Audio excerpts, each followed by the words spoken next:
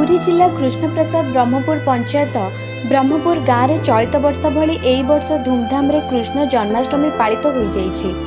ब्रह्मपुर ग्रामवासी मिलित सहयोग रे जन्माष्टमी करा जाइछि।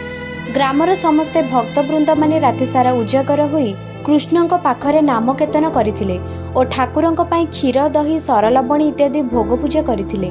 प्रभु श्रीकृष्णଙ୍କ दर्शन करुछंती श्रृंखलित भावे धाड़ी रे आसी दर्शन करुथिबा बेले बेश परमानंद लाभ करुछंती। कुनी बालक बेशरे भगवानଙ୍କ श्रीकृष्ण सजई होई रहिथिबा बेले भगवानଙ୍କ एही बाल बेशको पुत्र रूपे दर्शन सह झुलणारे झुलाइबा पई भक्तଙ୍କ मनरे नाही नथिबा उत्कंठा।